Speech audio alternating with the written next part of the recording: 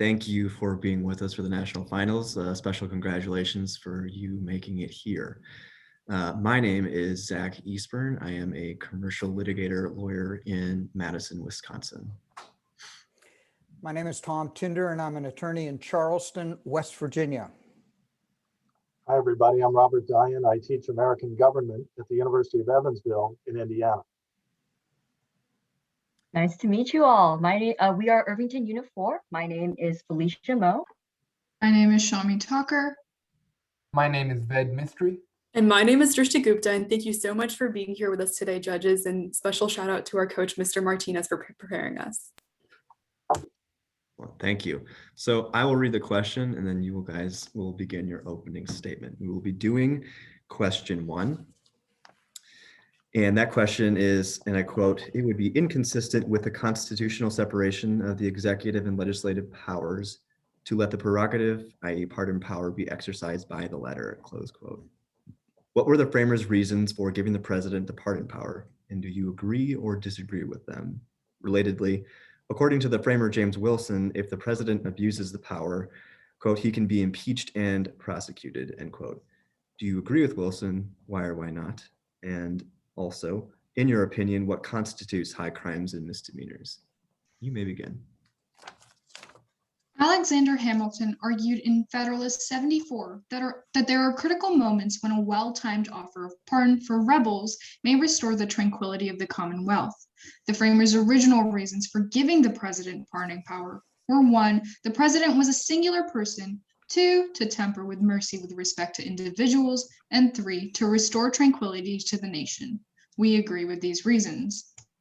First, Article 2, Section 2 provides that the president shall have the power to grant reprieves and pardons for offenses against the United States, except in cases of impeachment. James Madison recognized that numerous bodies were entrenched in passion and may forget humanity. The judgment of one person would be better than convoluting the views of an entire group like Congress. Second, Alexander Hamilton in Federalist 74 believed that without the president's exceptions in favor of unfortunate guilt, justice would be too cruel. The justice system cannot thoroughly consider all special circumstances, thus decisions occasionally erred. The pardoning power was meant to temper those unreasonable sentences, hence the term mercy. President Trump, for instance, pardoned April Coote's 20-year sentence and Chris Young's lifetime sentence for nonviolent drug crimes. And third, presidents have historically used the pardoning power to restore the tranquility of the Commonwealth. President Truman, for instance, pardoned 1,500 draft resistors after World War II, restoring their political and civil rights.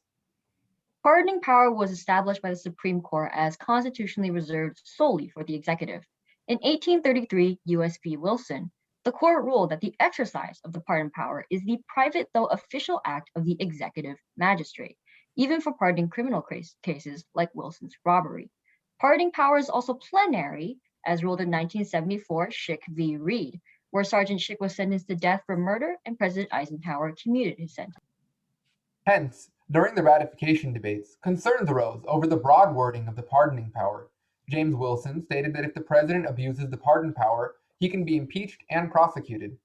We agree with James Wilson in theory, but in order to determine if abuse of pardoning power falls under impeachable offenses, we must first answer the second sub-question, the meaning of the phrase high crimes and misdemeanors from Article 2, Section 4.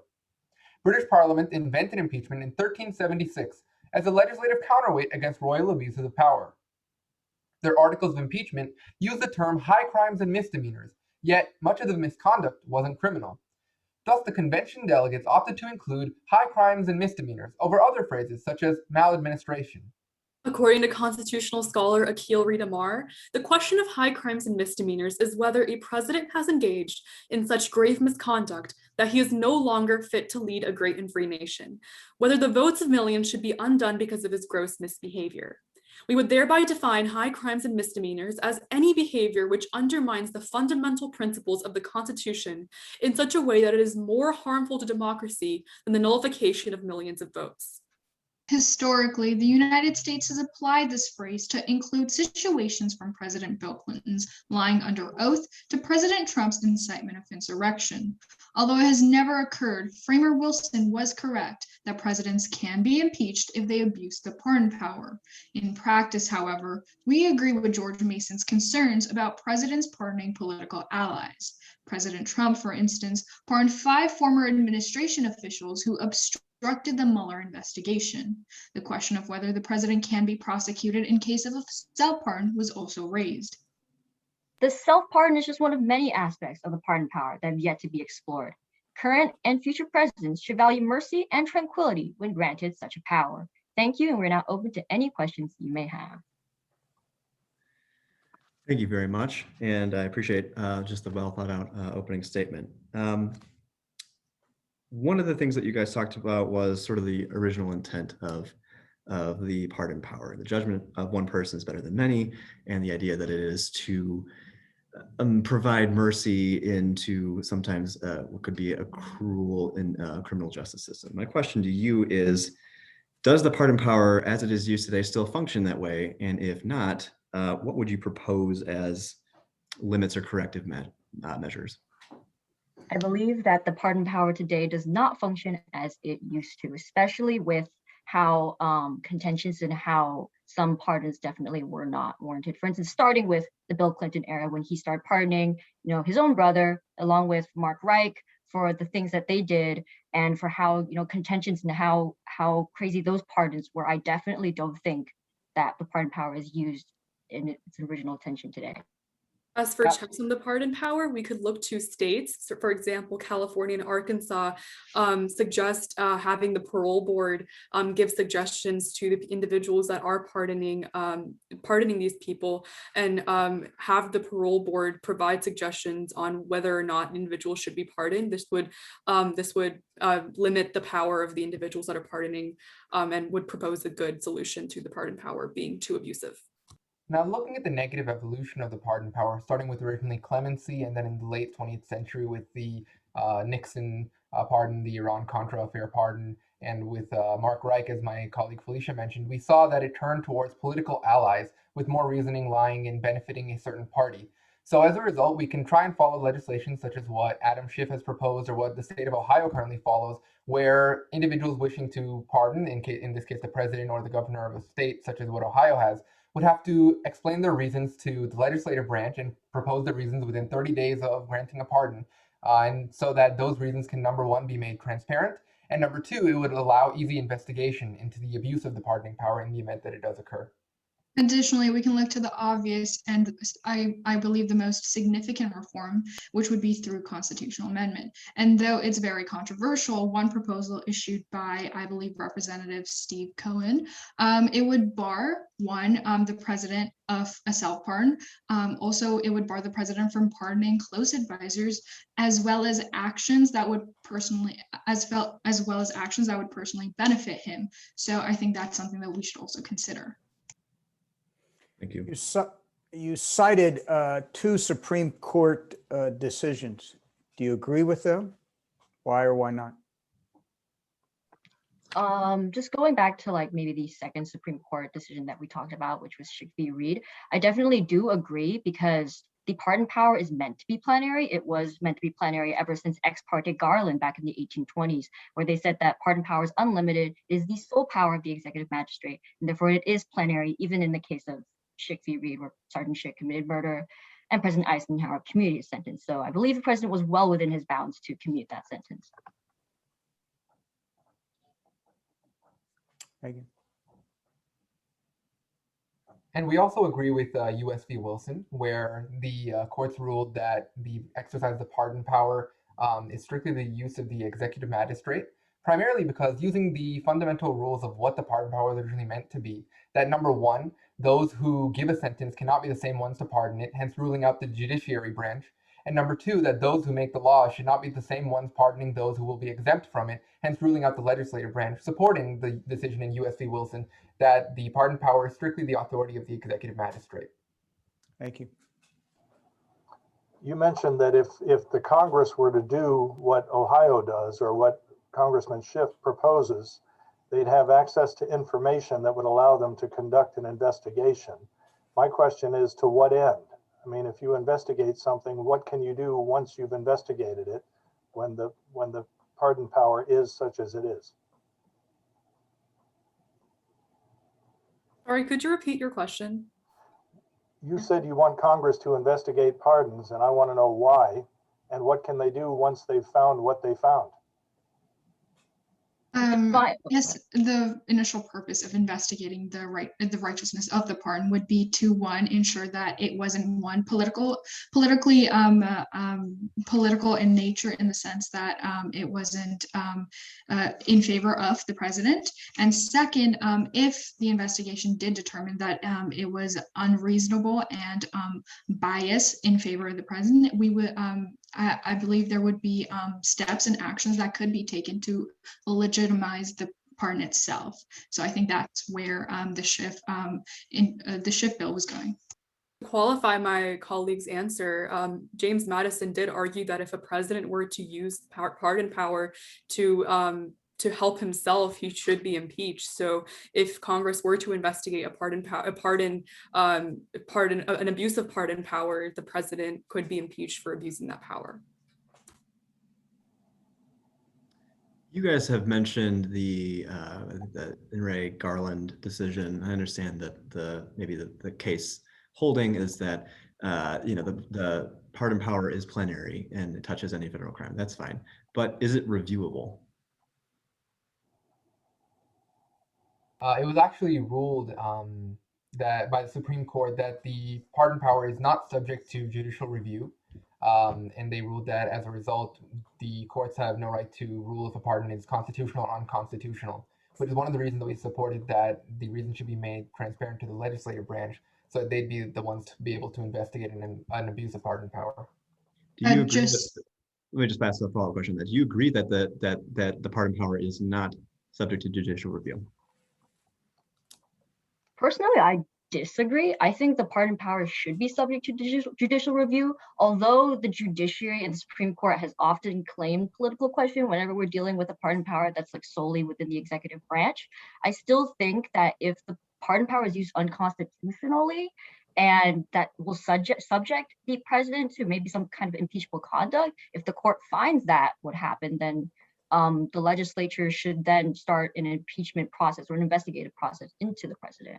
Which is why one of the solutions that we would have suggested for reforming the pardon power would be the reversal of the decision Connecticut Board of Pardons v. Domstrat, which essentially, like my colleague said, made the issue pardons not subject to judicial review. So reversing that would actually enable the judicial branch to conduct this investigation and determine whether or not the pardons are effective and should be kept in place.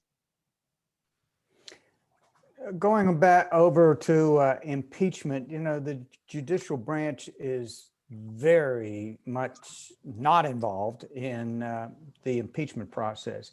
Do you agree with that, or you think there should be changes? I'm just talking theoretical. I believe there should be changes to the impeachment process, but specifically in the legislative branch, where we see that subpoenas, the president has the ability to not comply to subpoenas. And when we see that, we can establish an independent office that would be in charge of enforcing the inherent contempt power that has been dormant for so many years, that would allow individuals to be held in contempt for not going back. May I finish my thought? For not complying with subpoenas, and in turn that would place the person in contempt, and there would be a contempt citation for not complying to subpoenas. Thank you. Great job, guys. So yeah, starting with your opening statement, I appreciated, again, it was very comprehensive, and I think the way that you started off, you quoted the Federalist Papers, which was a nice touch. And then you delineated some reasons as to why the pardon power was in place. It was to furnish mercy, and there's tranquility, and it was supposed to be vested in a single person. So very easy to follow. You took a position on the initial question, which is a distinguishing factor, and so thank you for answering that. I think overall you guys had it's very clear, a depth of knowledge on a lot of subjects. One thing that I would like to see more, and I think there were hints of this, would be some points of point counterpoint. So if one of you were to take a position on an issue and the other person would say, well, I disagree with that, and here's why. Or just to show that, there are multiple sides to a lot of these issues. And, and I appreciated, that there were some answers, as to with the question I asked about review, is the pardon power reviewable, to take a position, maybe the Supreme Court said this, but I disagree, and here's why. And I thought that was a really nice touch that you were able to work through that and provide really what you think. And it was a very reasoned answer. So all said, great job. Thank you very much.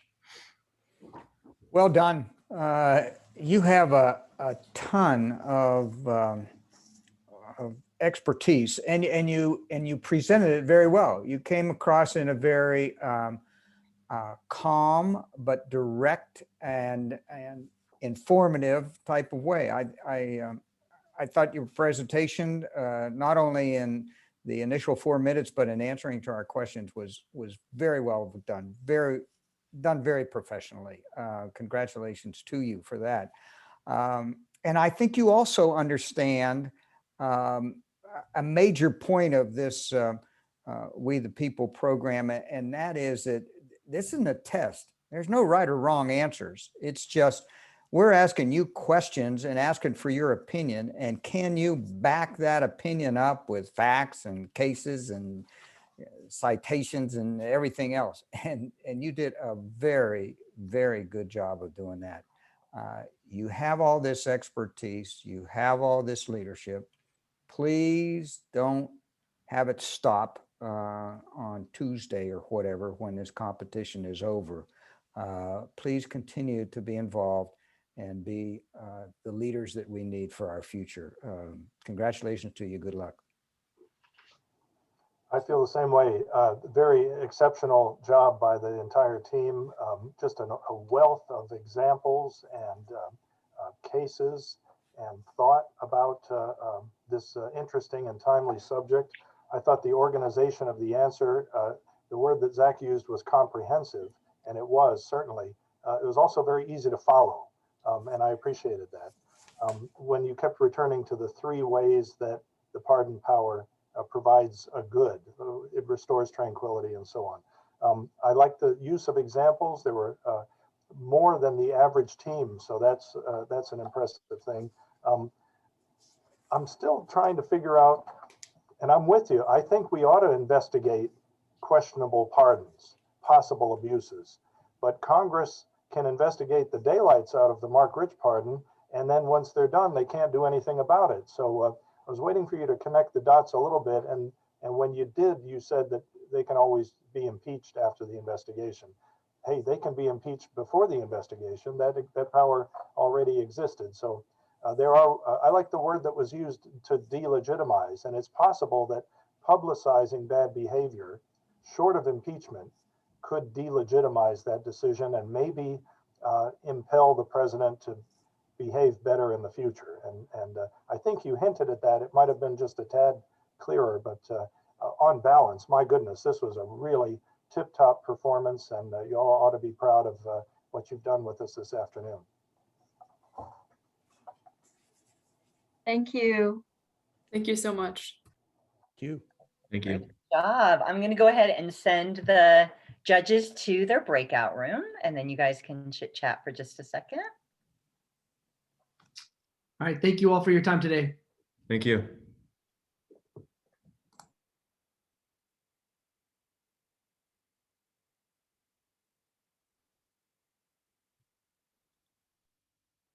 All right. Unit 4. That's a big round. Congratulations. It's exactly what we needed. So Unit 5, we're going to head on over. Unit 5, you guys are going to bring it home for us. You know, we're in it. You know, so Unit 5, you guys have a good round, and we're contending, and then you know, we knock it out of the park tomorrow, and we're going to compete for sure on Monday. So let's keep the ball moving. All right. Hi, I just want to jump in here in case I don't get a chance at the end tomorrow.